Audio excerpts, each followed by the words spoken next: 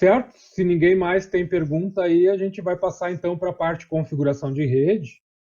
E aí é interessante que vocês tenham então a máquina virtual à disposição de vocês do lado, porque eu vou tentar fazer em forma conjunta com vocês a configuração. Então, vou explicando, a gente vai configurando os arquivos, eu vou explicando os arquivos, depois a gente vai ver os comandos, eu vou explicando os comandos, mas é interessante que vocês façam na máquina de vocês aí, para que a gente consiga fixar bem essa parte de configuração. Então, deixa eu voltar aqui para a parte de configuração. Então, eu vou usar essa máquina mesmo. O que é importante aqui, tá? O dispositivo de vocês, aqui, ó, em cima, em rede, ele vai ter que estar a configuração de rede aqui, obrigatoriamente, em bridge, para que a gente possa fazer uma conexão direta, né? Eu já expliquei isso lá na segunda aula para vocês. Esse modo bridge, a interface de rede do VirtualBox, que é essa interface 1 aqui, ela vai se comportar como se fosse uma interface da máquina hospedeira de vocês. Isso quer dizer que ela vai poder receber um IP para quem tem um roteador, quem está conectado via wireless ou quem está conectado com cabo, um endereço IP diretamente lá do roteador de vocês, seja um roteador wireless ou seja um modem roteador. Então, quem está usando a conexão wireless só tem que ter, né, o cuidado para ver se a interface escolhida aqui é o wireless. Ó, notem que na minha eu tenho a minha Ethernet e tenho a minha wireless. Como no computador meu eu estou conectado via cabo, eu deixo a Ethernet. Quem está conectado via wireless não pode esquecer de deixar aqui conectado ao wireless, ou ver se está correta essa configuração, certo? E aí a interface em modo bridge para que essa interface emulada do VirtualBox tenha uma conexão direta com a rede local de vocês, aí da casa de vocês, certo? Então esse é o primeiro pré-requisito. E aí, se tudo correu bem aí durante a máquina, deixa eu colocar aqui na raiz para ter mais espaço. Se tudo correu bem na inicialização e se a máquina de vocês aqui recebeu um endereço IP do modem roteador ou do roteador wireless de vocês, vocês podem executar o comando IPA, que ele vai então mostrar, né, as interfaces de rede que foram reconhecidas e se elas possuem um endereço IP ou não, certo?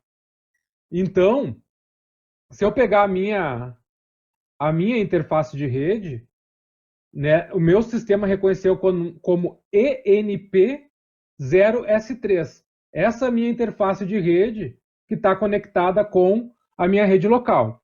E notem que ela pegou aqui o endereço IP 192.168.108/24, que é o endereço que o meu roteador interno aqui de dentro de casa está entregando para os meus dispositivos. Então, cada um pode ser que tenham pegado IP 92681 ou tenham pegado, né, outro endereço de rede aí conforme a configuração do equipamento de vocês. Então, o que é importante vocês agora aqui fazer? Anotar esse endereço IP. Eu vou anotar o meu aqui, 192.168.108, porque agora a gente pegou via DHCP. Ou seja, a nossa máquina está configurada como obter endereço IP automaticamente e ela então buscou lá no nosso modem roteador as informações de configuração de rede e trouxe para ela poder se autoconfigurar. Na sequência, a gente vai fazer isso de forma manual, a gente vai fixar esse endereço IP de forma manual nessa máquina, ou eu na minha e vocês na de vocês. Bom, eu falava lá no começo que o pacote IP Route ele é um pacote mais atual que faz toda essa parte de gerenciamento das interfaces de rede. Então, o comando IPA, na verdade, ele é esse comando IP address, esse aqui. Só que a gente pode utilizar a forma abreviada dele, que é o IP-ADDR, ou então somente IPA. Então, sempre que eu iniciei o sistema e quero saber se a minha máquina está configurada na rede, ou se ela tem algum endereço IP configurado, ou se ela pegou uma configuração de forma automatizada a partir de um DHCP, eu vou usar o comando IPA. Porque mesmo se ela não pegou o endereço IP, como pegou aqui no caso da minha, eu vou saber qual a nomenclatura da interface. Alguns notaram uma diferença aí, né? Para quem usava várias distribuições aí no passado usava o ETH. ETH0, ETH1, ETH2, ETH3. Era bem simples assim. Eu pegava um sistema Linux, eu queria saber informações da interface e ia saber informações sobre ETH. Então, de um tempo para cá, a gente começou a se deparar com esses nomes. ENP0, ou EN0, ou NP2S0, uns nomes que soa esquisito para quem estava acostumado com aquele ETH0. Aquele esquema clássico, né, de nomenclatura para interface de rede, ele era aplicado pelo kernel. Então, o que ele fazia? Ele simplesmente atribuía os nomes começando ali com ETH para quantas interfaces eu tivesse conectadas. Interface 1, né, tinha uma interface conectada, era ETH0. Duas interfaces conectadas, ETH0 e ETH1. Só que não tinha nenhum vínculo dessa nomenclatura ETH0 com aquela placa que está conectada lá no meu hardware. Que vínculo que eu digo? Poderia acontecer o seguinte: eu tenho um Linux que tem algumas regras de firewall para as interfaces ETH0, ETH1 e ETH2, por exemplo. Tem 3 placas de rede. 2 fazendo o balanceamento de um link ali e uma mandando esse link para dentro da minha rede local. Conseguiram imaginar isso, né? Aí vamos supor que eu tenho alguns scripts de firewall ali que determinam algumas regras para as interfaces ETH0 e ETH1. Beleza, tá tudo bonitinho funcionando. Lá um certo dia, queimou a interface ETH1. Queimou a interface ETH1. Vou lá, conectei uma nova interface de rede, troquei. Como essa nomenclatura ela não era amarrada ao hardware, poderia acontecer de eu iniciar o sistema e aquela interface que era ETH1 antigamente poderia iniciar no meu sistema como ETH4 ou trocar com ETH0 e ela passar a ser ETH0. Isso vai afetar no quê? Inclusive nos meus scripts de firewall, porque eu tinha as regras tudo vinculadas a ETH1. A ETH1 eu queimou, eu tirei, coloquei outra, virou ETH4 agora. Bom, aí né, o que aconteceu? Eu passo a ter erro nas minhas regras porque ela estava vinculada a uma nomenclatura e essa nomenclatura se desvinculou da minha interface. Esse era um problema recorrente para a utilização daquela nomenclatura. Então, antes era o kernel que fazia essa sondagem nos dispositivos e aplicava esse nome ETH0 para ela. Entenderam? Era a função do kernel. A partir, então, dessa questão de ela não ser definida pelo kernel, ela passou a funcionar a partir das versões mais atuais do dev, que é responsável por essa verificação de hardware, o dev, que é podemos chamar de gerenciador de dispositivos do kernel do Linux. Ela começou a gerar através de consultas no firmware, ou seja, direto lá na BIOS, a partir dos nomes dos slots lá mesmo, da placa-mãe. Essas informações elas são armazenadas pela BIOS e o sistema faz uma consulta lá na BIOS para poder gerar esses nomes. O que isso vai fazer? Vai fazer com que essa nomenclatura, por exemplo, ENP0S3, fique amarrada ao hardware como ele está reconhecido lá na BIOS. E aí ele faz algumas verificações. Por exemplo, vou colocar aqui, ó. A primeira tentativa que ele faz, né, quando ele faz essa consulta lá no firmware, na BIOS, ele verifica, por exemplo, se há um dispositivo on-board. Se for on-board, ele vai criar uma interface, por exemplo, assim, ó, ENO1, que é o EN de Ethernet, o O de on-board e o 1 de interface 1. É a interface 1 on-board. Tá, mas se ele não encontrar nada desse tipo, ele verifica se ela pode ser, por exemplo, um slot hot plug, como, por exemplo, o PCI Express. né, onde a gente conecta ali uma interface externa. Aí ele vai reconhecer, geralmente, dessa forma, ENS1, NS2, NS3. A terceira tentativa que ele faz, bom, não é um board, ele não conseguiu detectar, ele vai ligar o barramento, ou seja, a geografia do conector lá no hardware. Que aí, por exemplo, ele pode colocar algo desse tipo, o NP0S3. O que isso quer dizer? Ele reconheceu que ela é uma interface Ethernet do tipo PCI, que está no barramento 0 e no slot 3.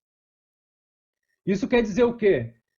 Que se queimar essa interface, e essa interface for uma Realtek, e eu colocar uma Intel no lugar dela lá, reiniciar o sistema sem ela ou com ela, o sistema sempre vai reconhecer como NP0S3, porque ela é a interface que está conectada lá naquele slot.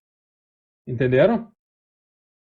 Se ele não conseguir de nenhuma forma dessas, ele não conseguiu reconhecer a interface como se ela fosse uma onboard, como fosse, por exemplo, uma PCI Express, ou uma interface que esteja conectada, né, no barramento, num determinado slot, ele pode dar nomes ainda a ela através do endereço MAC. Aí você vai encontrar interfaces com o nome mais ou menos assim, ó, ENX, código aqui, blá, blá, blá, blá, blá, blá. Aí ela fez essa nomenclatura ligada diretamente ao endereço MAC da interface. Por último, se ela não conseguiu de nenhuma dessas formas ela conseguir identificar, ela vai colocar lá um ETH0. Seria a última tentativa dela. Então, por isso que a gente passa a ter essa nomenclatura um pouco distinta do que a gente tinha antes. Porque ela vai estar, então, ao invés de um nome dado pelo kernel, ela vai fazer uma consulta ao firmware do computador para poder colocar uma nomenclatura mais previsível, podemos dizer assim, para o sistema poder gerenciar ela. Tranquilo essa questão da nomenclatura? Então a gente vai seguir na nossa máquina aqui. Então, quando eu executo o comando IP espaço A, eu estou verificando quais as interfaces que o meu sistema reconheceu e se elas possuem endereços IPs. Nesse caso aqui, ele me listou duas interfaces de rede. A LO, que é a loopback, essa interface de rede é aquela rede interna do sistema, onde o sistema se comunica com ele mesmo, podemos dizer assim. Então, por exemplo, se dentro da mesma máquina, se dentro desse meu Linux aqui, eu tivesse um servidor Apache das minhas páginas web e tivesse um banco de dados. A gente sabe que a comunicação entre o servidor, uma página web qualquer, via PHP, seja lá o que qualquer linguagem que eu queira conectar um banco de dados, eu preciso fazer isso via o quê? Endereço IP e porta, né? Porque é assim que ocorrem as comunicações na rede. Eu tenho processos, né, executando nas duas máquinas, um processo cliente e outro processo servidor, e para mim conectar nela eu vou ter que dizer qual é o endereço IP que esse serviço está rodando e em qual porta ele está rodando. Isso é de praxe como funciona a comunicação dentro da rede. Então, às vezes eu tenho esses dois softwares que preciso comunicar localmente, não está fora da máquina. Eu posso ter aqui, então, a minha aplicação rodando e meu banco de dados. E eu quero conectar a minha aplicação ao banco de dados. Eu posso fazer essa conexão por meio da interface loopback, que é esse endereço 127.0.0.1, que é um endereço para utilização em interfaces loopback. Então, sempre que eu dou um ping para 127.0.0.1, eu estou, né, comunicando a máquina se comunicando com ela mesma. Então, se eu tenho duas aplicações na mesma máquina que querem se comunicar, eu não preciso usar essa interface externa. Eu vou usar o quê? Vou usar a minha interface interna loopback e conectar esses dois programas que querem se comunicar. Desse jeito, ele está isoladinho dentro da minha máquina local. Então, qualquer sistema, seja ele Linux ou seja o Windows, se vocês pingarem o 127.0.0.1, vai comunicar. Né? Você dá um simples ping, que é a ferramenta, né, utilitária para a gente poder enviar pacotes ICMP 127.001, eu vou conseguir fazer a comunicação, Ctrl+C cancela. Por quê? Porque eu estou comunicando com ela mesma utilizando essa interface loopback. E aí aqui eu tenho a minha segunda interface, que esta sim. Essa é a minha interface que se comunica externamente. E aqui eu tenho as informações dela. Eu tenho, por exemplo, o endereço MAC dela, que é esse link /ether. Tem o endereço IP que ela pegou na rede e o endereço de broadcast. Nesse caso é um /24, né? Lembrando que o /24, o broadcast, né, dessa rede vai ser o 255. E está dizendo qual é a interface. É um endereço que foi recebido dinamicamente, ou seja, via DHCP, na interface NP0S3. Depois eu tenho aqui o meu IPv6. No caso, aqui na minha rede, né, ele recebeu o endereço IPv6. E esse aqui é como se fosse um endereço local, né, um link local também de IPv6. A gente não vai entrar a gente não vai entrar no detalhe aqui porque seria uma explicação bastante exaustiva aí, não é o escopo dessa aula. Mas, né, o que eu quero mostrar para vocês aqui é que aqui a gente tem o IPv6 e aqui o IPv4. Bom, sabendo o endereço IP da máquina, agora a gente pode fixar esse endereço aqui na nossa máquina virtual, de forma que eu não receba mais ele via DHCP. E aí a gente já vai aprender como, né, configurar o endereço IP em uma máquina Linux. Então, para configurar a interface de rede aqui no Debian, a gente vai ter que editar esse arquivo aqui. Tanto com o Nano ou o Vim, que são os editores mais usuais, né, aqui no sistema. Vamos utilizar o Nano aqui, eu acho que vai ser mais prático, principalmente para quem está iniciando com o sistema. E a gente vai editar esse arquivo aqui, ó, que fica dentro de etc /network /interfaces. Tá? Então, tem que digitar exatamente como está ali. Nano espaço /etc /network /interface. Ou seja, o arquivo interface ele fica dentro da pasta network, que fica dentro da pasta etc, que tem a função aí de guardar, né, arquivos de configuração do sistema. Se todo mundo aí digitou, é só dar o Enter. Vocês vão chegar a esse arquivo aqui, ó. Quem não terminou de digitar, tá lá em cima, ó. É aquele arquivo lá. Esse arquivo aqui, eu vou já tirar fora isso. O de vocês deve estar exatamente assim como está o meu. Onde eu tenho o LO, depois eu tenho a NP0S3, ou seja, a minha interface loopback e a minha interface que vai fazer a comunicação externa. O comando alto, ele é usado para identificar as interfaces físicas. Nesse caso, o NP0S3 está identificando o NP0S3, que é a nomenclatura que a nossa interface recebeu. Se não tivesse essa configuração, de qualquer forma, a gente teria que executar o comando IPA lá para ver se ele reconheceu a interface e qual nomenclatura que ele deu. Porque essa configuração aqui dentro, a interface tem que ter exatamente o mesmo nome que ele reconheceu lá fora com o comando IPA. Então, o alto ele vai servir também para quando eu executar o comando que vai subir a interface, isso pode ser na inicialização ou eu manualmente com o comando ifup, essa interface NP0S3. Logo abaixo também vai ser padrão. Então, o que eu vou fazer aqui? O comando iface, ele indica o nome da interface que vai ser configurada. Então, estou dizendo iface NP0S3. Eu estou dizendo que eu vou configurar a interface NP0S3.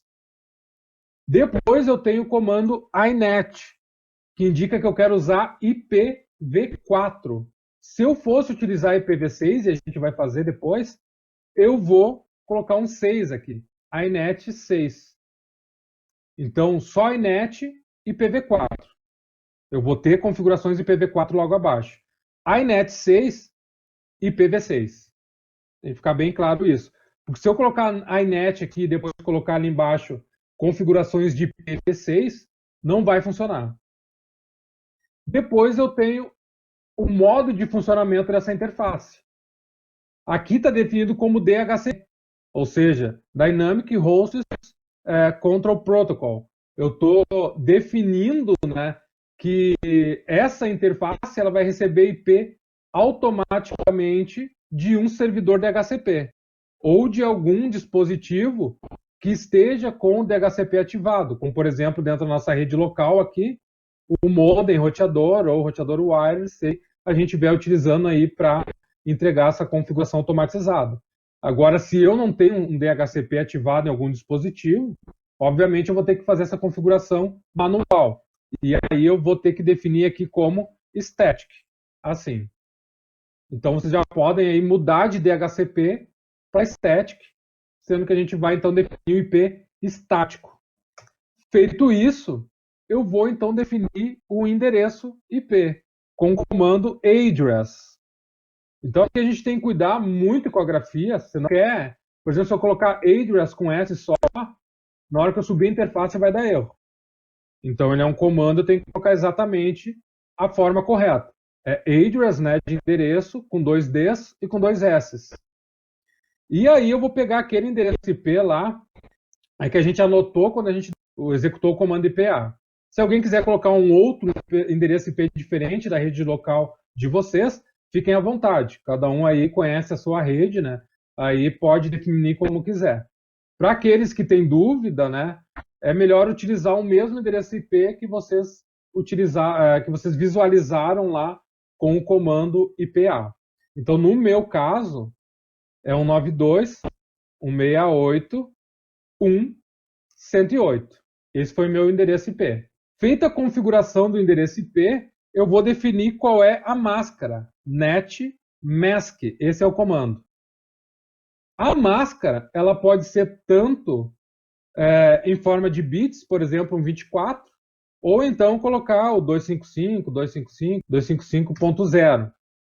Obviamente é mais prático, se eu souber o número de bits da minha máscara de rede, colocar direto aqui, né? O padrão de, se a gente for falar em classes, né, o padrão da classe C ali seria o barra 24.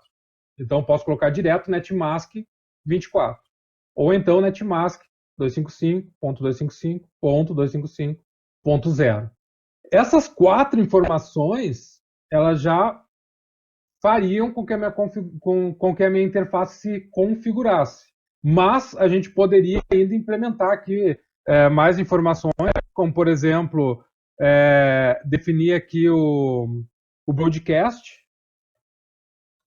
assim, e dizer que o broadcast desse endereço de rede é um 92.168.1.255. Esse aqui é opcional, tá? Eu vou deixar aqui só para a gente... porque quando a gente coloca o barra 24 aqui, automaticamente ele já reconhece o broadcast. Mas só para vocês saberem, né, que eu posso colocar o endereço do broadcast direto aqui no arquivo também. Também eu poderia colocar network. Network, eu defino o endereço de rede. 192.168.1.0, que seria o endereço de rede para essa rede 92.168.1/24. Então, eu sei que o endereço de rede dela é 192.168, faltou ali um 6, né? 192.168.1.0. Quem tem dúvida quanto ao Broadcast Network, pode deixar sem essas duas informações. E aí eu chego ao Gateway. Qual é o Gateway Default? Ou seja, por onde, né, que eu vou ter acesso à internet. O que é o Gateway Default? O Gateway Default é a minha rota padrão. Ou seja, se eu tentar comunicar qualquer máquina dentro dessa rede 92.168.1.0, qualquer IP entre 1 e 254, eu não preciso de rota. Essa comunicação vai se estabelecer diretamente pela interface NP0S3. Mas qualquer IP diferente desse, eu vou ter que dizer onde ele deve procurar. Nesse caso, o meu gateway. Aí eu poderia aqui né, aqui eu vou definir quem é o meu gateway de rede. No nosso caso, como a gente está utilizando uma rede doméstica, vai ser o nosso roteador. Então, no meu caso aqui é o 92.168.1.1. Se alguém tem dúvida, deixa eu só salvar aqui, não precisa vocês saírem do arquivo ainda.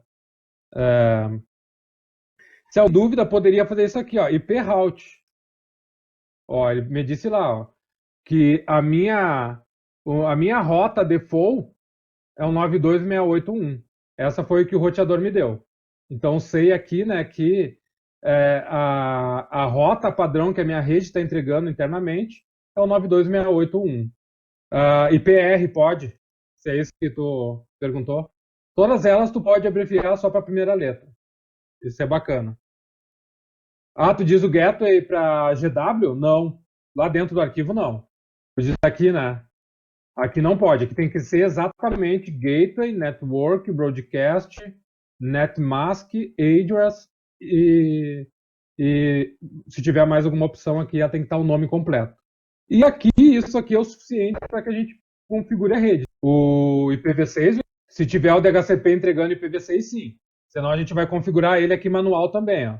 Como eu já tenho o alto NP0S3 lá em cima, eu vou aqui embaixo seguindo o iFace NP0S3 iNet6. Se eu tiver alguma coisa entregando DHCP V6 na minha rede, eu posso colocar aqui como static. Como DHCP. Senão, vou ter que colocar como estático. Static. E aí, né, a gente vai configurar aqui da mesma forma. Address. Só que eu acho interessante a gente não colocar ainda aqui um IPv6, porque como essa interface é para a rua, pode começar a dar problema dele querer hora sair por IPv6, hora sair por... e não navegar para quem não tem IPv6. Então, quem não tem IPv6 localmente, aí é interessante não configurar agora. Na próxima aula, que a gente vai estar com as duas máquinas virtuais configuradas, aí a gente sobe IPv6 para comunicar localmente as duas VMs. Para a gente não precisar colocar IPv6 para a interface que está conectada na rua. Quem tiver IPv6 aí e quiser configurar, aí é isso mesmo que eu coloquei aqui. iFace, NP0 S3, iNet, e aí vai colocar aqui o static, vai colocar, por exemplo, aqui o address e colocar o IPv6, colocar aqui um exemplo, 2001, DB8, ACAD, café, 2.1, e aí eu vou colocar aqui o endereço de rede 64. Aqui eu já tenho essa configuração definida, né, para IPv6, só isso que precisa. E se eu tivesse outra interface, por exemplo, era só colocar aqui nela um alto. Isso a gente vai fazer na próxima aula, tá? Com duas interfaces. Mas eu poderia colocar um alto aqui, IP0. Vamos supor que eu tivesse uma S8 aqui. E aí vou seguir as mesmas configurações para a segunda interface. Só isso. Se eu tiver 10 interface, alto NP0, a interface, depois a configuração. Alto, a segunda interface, configuração. Alto, a terceira, e assim vou configurar todas. Então, o que eu vou fazer aqui? Eu vou comentar esses caras aqui, porque eu não vou precisar dele, eu não vou colocar IPv6 nessa interface. Aí depois, na outra aula, a gente configura IPv6. E aqui, então, são essas configurações. O que vocês têm que cuidar aqui? Que não tenha erro de digitação. Se não tem erro de digitação, tá tudo ok. Vou salvar, Ctrl-O, Enter, Ctrl-X para sair, né, no Nano, Ctrl-O, Enter, Ctrl-X para sair. Quem está com Vim, não esqueçam, né, ESC, X, para fechar o arquivo e gravar. E aí a gente volta aqui para o terminal. Por enquanto, nada muda se eu não reiniciar a máquina, ou se eu não executar os comandos, para que o arquivo interface seja lido novamente. Então, voltando aqui no comando IPA, eu estou com as minhas configurações ali, tudo ok. Como que eu vou limpar? É sempre interessante, se a gente já tem uma configuração de rede em uma interface e for aplicar uma nova configuração, é importante vocês darem um flush na interface. que ele vai limpar todas as configurações dela. Então, vou executar aqui o comando IP A, que é o comando que a gente trabalha com as interfaces de rede para questões de endereços IPs. E vou, então, colocar aqui um flush na minha interface, ENP0S3. Enter, limpou. Tá? Vou colocar o comando lá em cima. Lá. E aí, se eu executar novamente o comando IPA, notem que zerou lá as configurações da interface ENP0S3. Não tenho mais comunicação para fora. Agora, então, eu vou ter que fazer o sistema ler aquele arquivo que a gente acabou de configurar. Baixar a interface e vamos subir ela de novo. Então, o que a gente vai fazer aqui? Comando if down. Eu vou baixar a interface NP0S3. Ok. Ele vai dizer que ela não tem configurações ali, não tem nenhum processo, porque a gente já limpou ela. Mas é interessante sempre dar um if down. Eu poderia fazer isso aqui, ó, if down -a. O -a são todas as interfaces, tá? Então eu posso manipular uma interface ou todas. Se eu tivesse 3 interfaces e queria dar um down nelas, descarregar as 3 ao mesmo tempo, eu poderia executar o comando if down -a. Se eu quero trabalhar com uma interface específica, eu vou colocar o nome dessa interface aqui. É simples assim. E aí,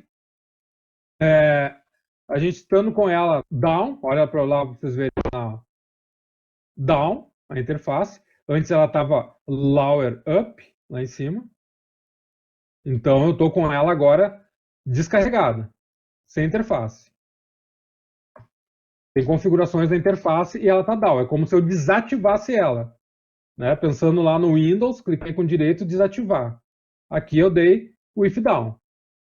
Agora eu posso subir ela. If up. Que é a interface. Se não deu erro aqui, amigos, quer dizer que não tem erro no arquivo network de vocês. No arquivo interfaces, desculpem. Então, se não tem erro lá no arquivo interface, ele não vai dar nenhum erro aqui. E aí eu posso executar novamente o comando IPA. Ó, ele vai ter que nos entregar as configurações que a gente colocou lá. 92.168.1.108. Se ele entregou, beleza. Eu poderia fazer assim, ó. Se eu quero fazer tudo de uma vez só, if down, enp0s3, e depois eu colocar aqui um 2es comercial, if up enp0s3. Aqui eu vou executar os dois comandos ao mesmo tempo. Existe, né, o script networking, que ele faz isso. Por exemplo, se eu colocar isso daqui, ó, systemctl networking, desculpem, restart networking. Ele é um script que vai manipular as interfaces. Ele vai dar um down e vai dar um up na interface. Esse script aqui, ele já é um script obsoleto também. Então, não é indicado que utilize ele quando se tem várias interfaces de rede. Quando tem uma interface, 2 interfaces de rede, tranquilo, pode utilizar esse script. Mas o aconselhável, quando se tem várias interfaces de rede, é que não utilize ele, porque é bem simples que ele não consiga subir algumas das interfaces. E aí, se tu não notar que não subiu uma das interfaces, tu pode ficar com ela down. Então ele tem esse é um dos problemas que eu estou citando, né? Mas ele tem alguns problemas e por isso ele não é indicado para que se utilize esse script, embora possa ser utilizado. O mais indicado seria os comandos if down e if up. Bom, se tudo deu certo aí, vocês conseguem pingar para a rua, por exemplo, para o 888. Certo? Ctrl C cancela o ping. Então, se eu conseguir pingar para a rua, é porque a minha rota default foi aplicada e o meu endereço IP, né, junto com a sua máscara de rede, foram corretamente configurados. Vamos executar esse comando aqui, ó, rm/etc/resolve.conf. Vamos excluir esse arquivo aqui. Esse arquivo resolve.conf é onde vai ficar a configuração de DNS.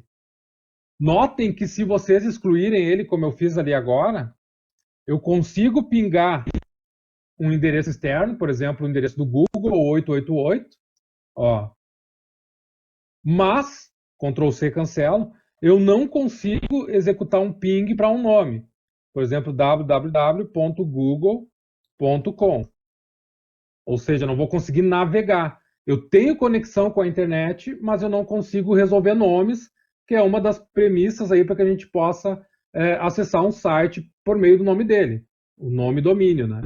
Então, se eu não tenho DNS configurado, eu não vou ter indicado no meu sistema quem vai fazer a resolução de nomes.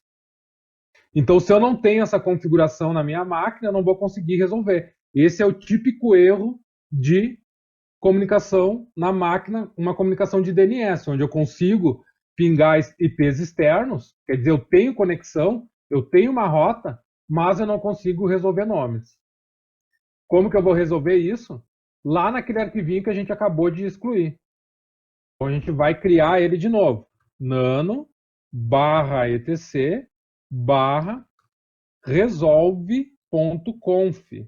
Ele é exatamente assim, com V mudo, resolve.conf. E ele tem que estar dentro do diretório etc. Senão, ele não vai funcionar. Ok? Vou dar um enter aqui. Aqui está o arquivo. Só confirmar se vocês estão dentro do arquivo mesmo. Ele vai estar vazio porque nós excluímos ele. E aí a gente vai colocar a informação de DNS aqui. Name server, podemos usar 888, que é o DNS público aí do Google. Se eu quisesse utilizar outro DNS, name server 8844, é isso, né? O outro DNS do Google. Então poderia utilizar dois servidores DNS aqui. Se um não estiver respondendo, o outro responde. Aqui dentro desse arquivo, por exemplo, se eu tiver numa rede que tenha um domínio, né, estivesse dentro da empresa lá, empresa.com.br, eu poderia também incluir um search aqui. Search, assim.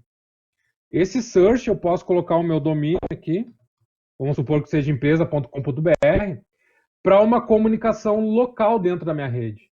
Vamos supor que dentro da minha rede eu tenha uma máquina chamada webmail.empresa.com.br e eu quero conectar ela de dentro da minha rede. Se na minha máquina está esse search empresa.com.br, eu posso comunicar só para o nome webmail. Porque quando ele lê esse arquivo, ela pertence à rede empresa.com.br. Se for sim, ele resolve o nome para mim. Então não preciso colocar o domínio meu local. Para isso que serve a linha search. Eu poderia colocar assim também, ó. Domain,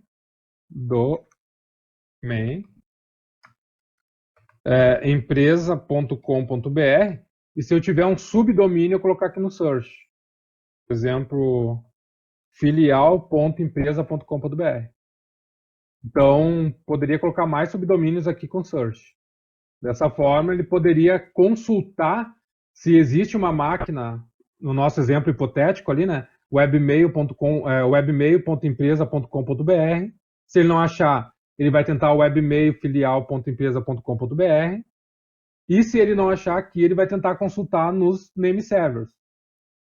Só que, obviamente, só o nome, o webmail, que foi que eu digitei ali, ele não vai encontrar lá fora, porque lá fora, na internet, ele precisa ter o domínio completo.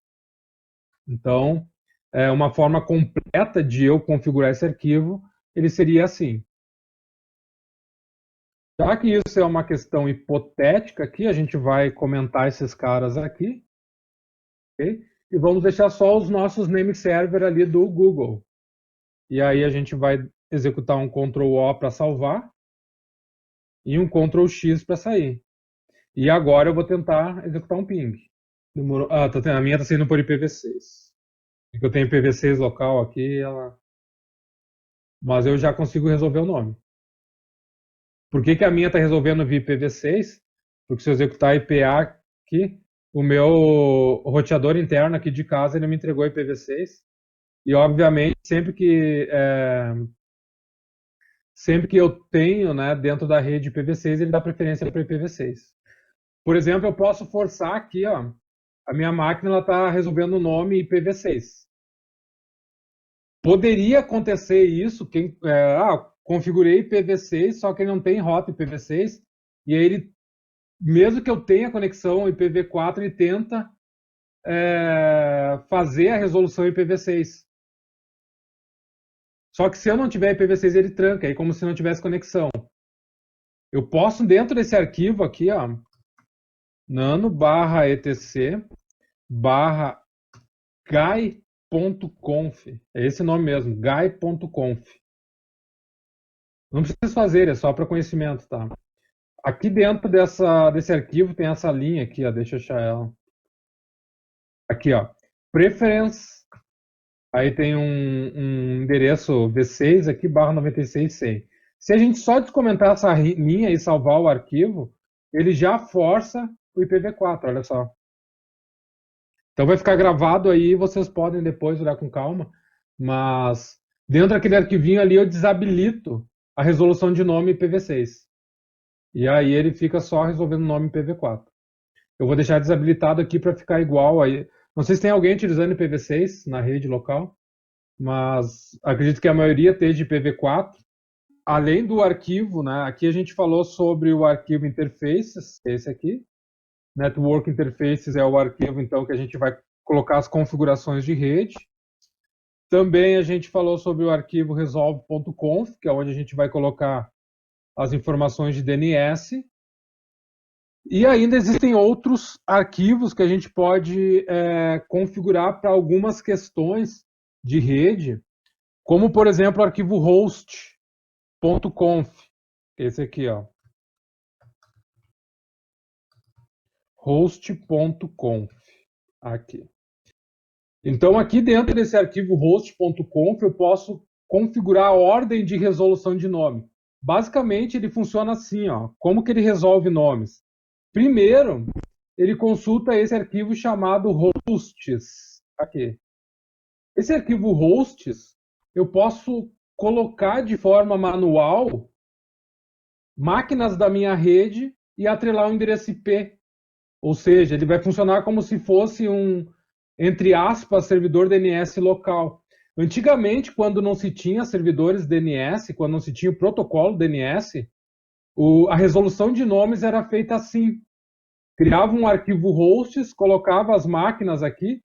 Por exemplo, eu poderia colocar assim, 92.68.1.108 e dizer que essa máquina aqui, o nome dela é Ademir.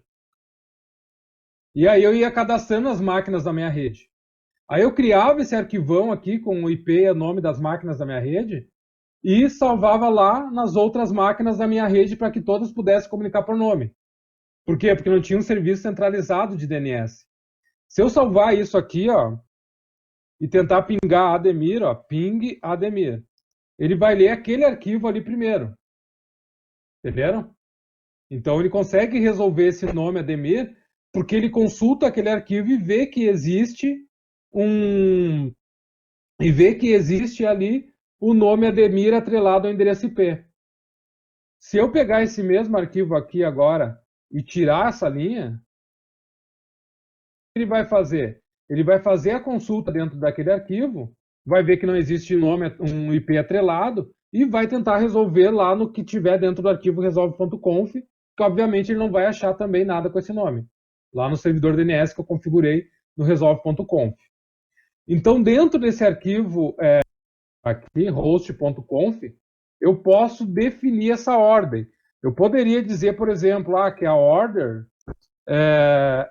primeiro bind, depois hosts. Ou seja, primeiro ele consultar lá na rua, se ele não achar, depois consulta aqui dentro do arquivo hosts que fica dentro da própria máquina. Obviamente isso não é muito usual, tá? Geralmente a gente deixa que o sistema primeiro consulte o hosts para depois consultar lá na rua, porque eu posso ter configurações que eu determinei, né, internamente para que eu possa resolver esses nomes. Mas é possível dentro desse arquivo. Então, além desse arquivo, o arquivo hosts seria para mim inserir informações localmente. Se eu não tenho um servidor DNS e queira colocar, sei lá, apelidos para as máquinas da minha rede para eu poder acessar elas. Ou então, por exemplo, poderia colocar aqui 192.168.1.1. Esse aqui é o meu router.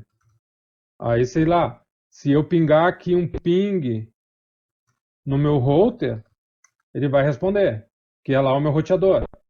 Eu poderia fazer o seguinte, né? Eu poderia, se eu tivesse um acesso SSH nele, mandar conectar diretamente nele com o comando SH router. Ele já vai resolver, não precisaria eu saber o endereço IP ou digitar o endereço IP. Eu poderia colocar por nome e ele vai ler dentro desse arquivo hosts. Obviamente que lá eu não tenho um SSH configurado, esse cara aí. Então, esse arquivo host eu posso inserir informações. Além do arquivo host.conf, o arquivo hosts, a gente tem o arquivo networks, esse aqui, ó, /etc networks. Esse aqui também não é muito utilizado, mas eu poderia determinar nomes para minha rede. Por exemplo, se eu tivesse subredes, eu poderia colocar essas informações aqui. Por exemplo, o laboratório 1 é a rede, sei lá, 192.168.1.0/24. O laboratório 2 é a rede 192.168.2.0/24. Poderia colocar nome às redes, aqui não precisa o endereço de rede. Então, poderia definir dentro desse arquivo networks. Então, seria uma outra possibilidade, não é muito usual, mas né, é um arquivo também que a gente pode inserir informações sobre a rede. Além desses arquivos, outro que a gente já falou, né, é o arquivo hostname, que aí eu vou definir o nome dessa máquina. E esse arquivo hostname, né, eu posso alterar. Se eu alterar, no momento que eu reiniciar o meu sistema, ele vai voltar com um novo nome. Então, que é esse nome que aparece aqui no prompt. É o hostname da máquina. Então é bem simples, basta alterar dentro desse arquivo. Ó. Ali está client, se eu quisesse alterar, por exemplo, para, sei lá, cliente Linux. Salvar isso daqui, né? Se eu reiniciar a máquina, eu já vou então voltar com esse nome. Então esses são os arquivos que a gente costuma, né, modificar para a questão de configuração de rede. Então lembrando, interfaces é o arquivo onde é /etc/network/interface, onde eu vou fazer as configurações das interfaces de rede. Isso em sistemas Debian e derivados de Debian. Toda aquela grande gama de distribuições derivadas do Debian, ele segue esse padrão. Então, aqui para finalizar, a gente não vai entrar no pacote Perrout 2, entramos na próxima aula. E então a gente vai falar um pouco sobre alguns utilitários, alguns comandos que a gente pode utilizar para a questão de gerenciamento de rede aqui no Linux. Então, acho que o ping seria o utilitário mais comum, né? O ping, eu acho que é de conhecimento de todos, mas a função do ping é ele enviar pacotes de CMP do tipo echo request, né? Para ele poder tentar comunicar com uma outra máquina. Então, se eu quero ver se há comunicação entre a máquina A e a máquina B, eu envio pacotes de CMP para essa máquina B, esperando que ela me responda. Então, se ela me responder, é que há conectividade. Então, o ping é um utilitário para que eu possa verificar essas questões de conectividade entre máquinas dentro da rede local. Aqui dentro do Linux, diferente um pouquinho do Windows, vocês devem ter percebido que se eu executo um ping aqui, ele não para. No Windows, se eu não me engano, é 3 ou 4 pacotes que ele envia e para, né? Alguém pode me ajudar aí. Mas no caso do Linux, não. O Linux ele segue enviando esses pacotes aí eternamente. Se eu não der um Ctrl+C, ele não cancela. Então, para que ele envie um número de quantidades de pacote, eu tenho que colocar um "-c" de count e aí dizer aqui, eu quero que ele envie 3 pacotes. Aí ele vai enviar 3 e vai retornar. Ou então eu quero que ele envie 5 pacotes, 6 pacotes. Ele vai enviar 6 pacotes e vai me retornar o prompt. Então aqui eu não precisei utilizar o "-c". O "-i" eu poderia definir em segundos. Então, sei lá, eu quero que ele envie pacotes ping durante 4 segundos. Ele vai tentar enviar os pacotes, né? E aí 4 segundos ele vai parar. Em 4 segundos ele vai parar, não, ele envia de 4 em 4 segundos. Essa é a forma mais correta de explicar. Então, estou dizendo, de 4 em 4 segundos envia o pacote. E aí ele vai ficar enviando de 4 em 4 segundos. E em questões de tamanho de pacote, que é "-s" de size. Então, posso definir um pacote aqui de um determinado tamanho. O padrão é 64, né? Eu poderia colocar aqui 128, por exemplo. Notem que ali ele aumentou, né, o tamanho do pacote. Então, essas opções aí são do gerenciador ping, do utilitário ping, e a gente pode, então, utilizar no prompt de comando para essa questões de verificação de conectividade entre máquinas. Então, acho que o ping ele é bem conhecido de vocês. Outro comando aqui seria o SS. Esse comando é bem útil, SS, e é bem simples. O comando SS, para quem alguém já utilizou o netstat, que é para verificar as questões de portas, né, que estão abertas, por exemplo, posso com o comando netstat verificar informações sobre interfaces, sobre portas que estão abertas no sistema. Esse netstat, aqui ele faz parte do pacote nettools, que é aquele do ifconfig.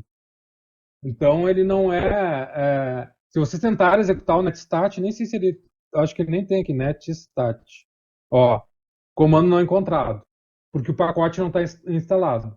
Mas no pacote Perrault 2 eu tenho o comando SS, que ele tem a mesma função e é bem simples. Por exemplo, um SS-T, eu verifico se tem conexões TCP abertas. Aqui está fechado. Se eu fizesse uma conexão TCP, ele ia me mostrar. Deixa eu... Eu não vou trocar de máquina agora, mas deixa eu tentar fazer uma coisa aqui. SSH. Ó, nota que agora eu executei o SS com a opção "-t. Ele mostrou que eu tenho uma conexão estabelecida na minha máquina, que é essa conexão aqui. Que eu acessei via SSH. Essa conexão está aberta aqui. E aí, se eu olhar lá com o comando SS-T, ele me mostra que realmente tem uma conexão local a partir do IP 92.68.108, que é o meu, que parte da porta 43.504, é a porta da minha máquina, de onde partiu essa conexão, é a porta de origem, que está tendo destino o IP na porta padrão do SSH, que é a porta 22. Então, se eu tivesse mais serviços, aqui, obviamente, a gente está numa máquina que não tem serviços rodando. Então, a gente tem menos informações de portas abertas. Se eu começar a instalar aqui, por exemplo, instalar o Apache, por exemplo, pt install Apache. Eu estou com tudo configurado aqui para instalar o pacote Apache 2. Beleza. Ó, vou instalar o pacote Apache 2. %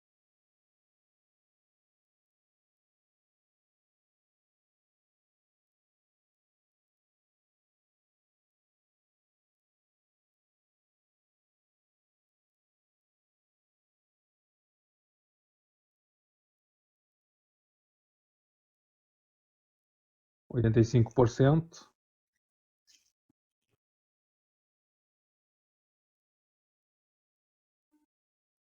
Ok.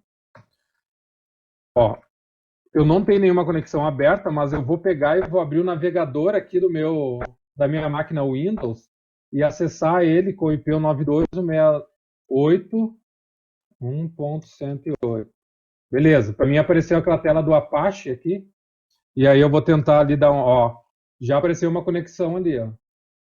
Agora eu sei que localmente, né, na máquina 108, que é essa minha, a partir da máquina 92.68.1.102, que é o Windows que está rodando aqui.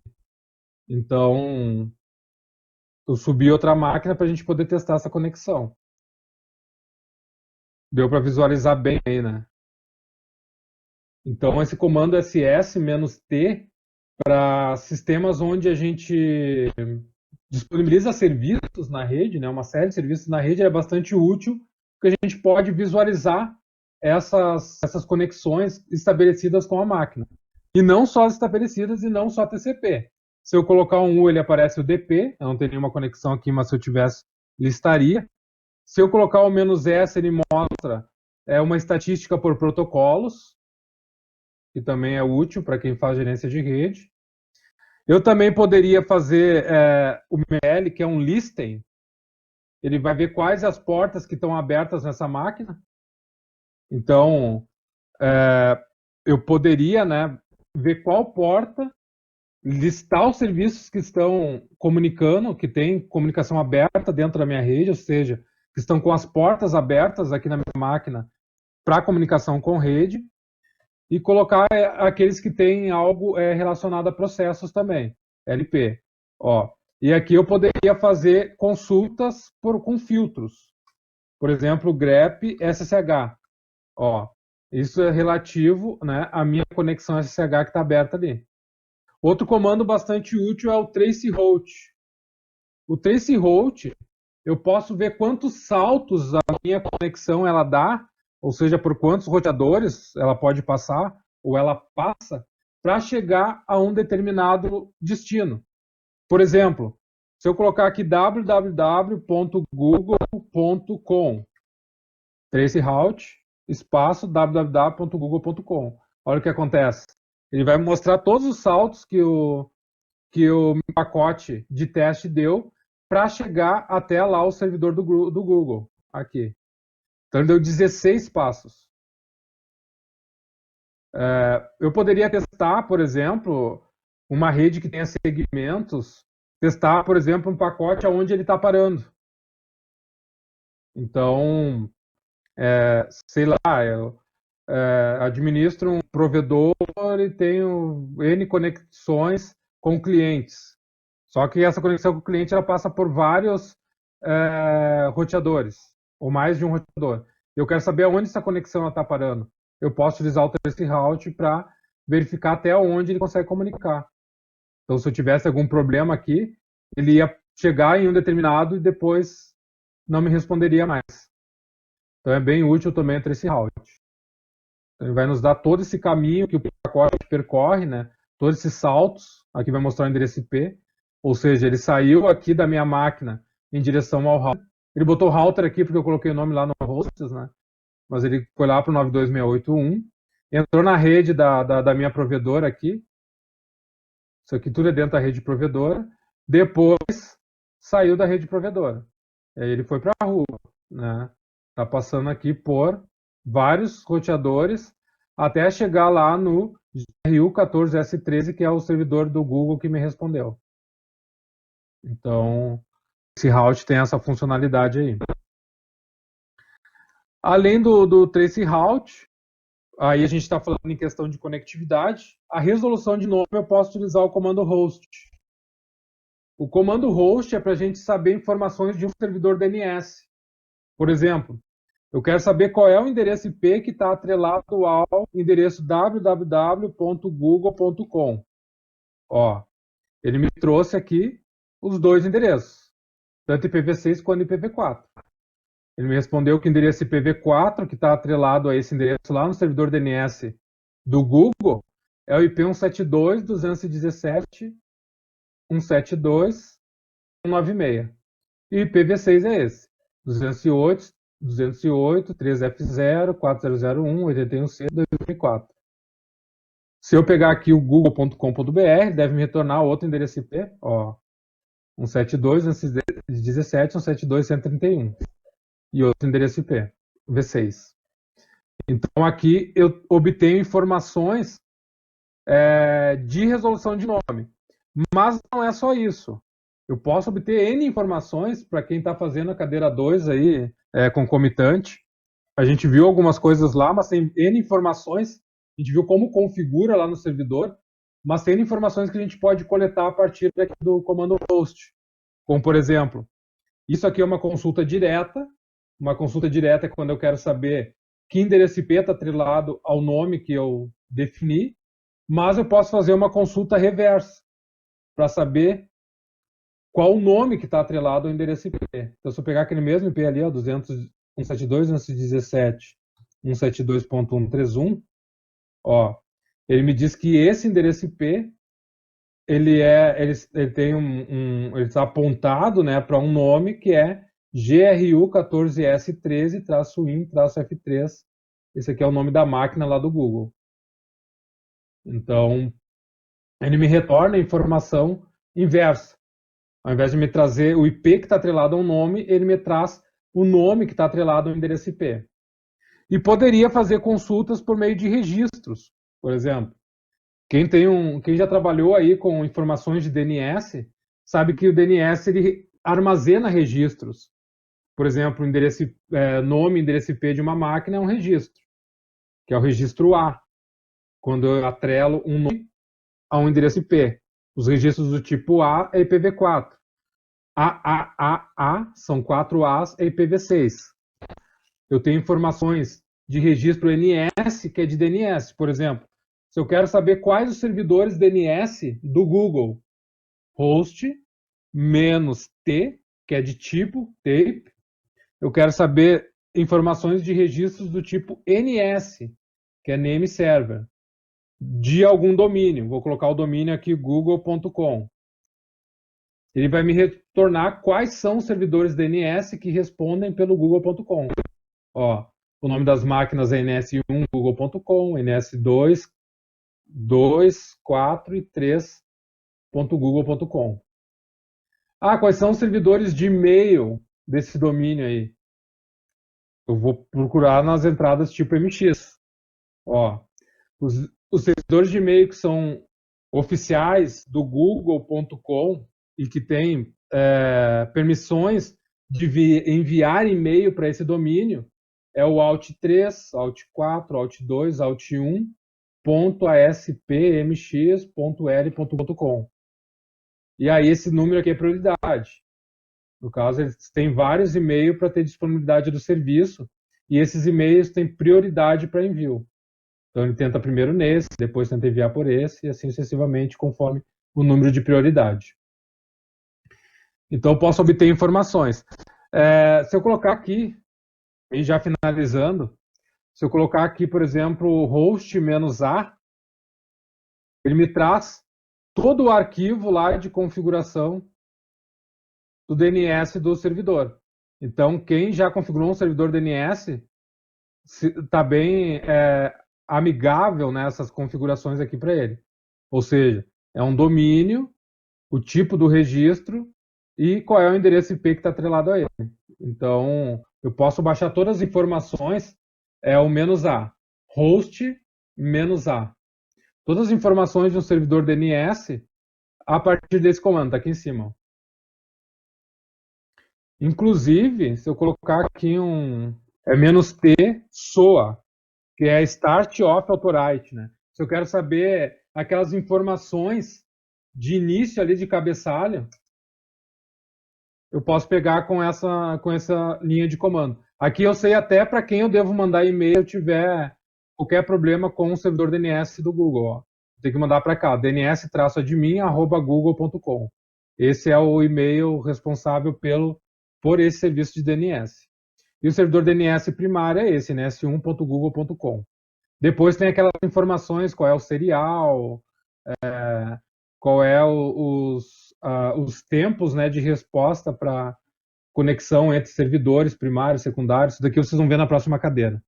Mas eu consigo ver essas informações por meio desse comando host-t SOA. Aqui eu dei algumas opções dela, né? Eu poderia, só para finalizar aqui, ó, eu poderia dizer em que servidor eu quero consultar, que servidor DNS. Eu poderia fazer o seguinte, consulta esse domínio Google ou essa página www.google.br, consulta lá no servidor 8.8.8. Ó, aí ele vai fazer a consulta lá no servidor 8.8.8. Se eu quero saber se um servidor DNS meu ele está encaminhando direitinho conexões, eu posso direcionar essas consultas para ele pelo comando host. Ou então apontando o arquivo resolve.conf para ele. Tá, pessoal? Então, acabamos aqui essa primeira parte.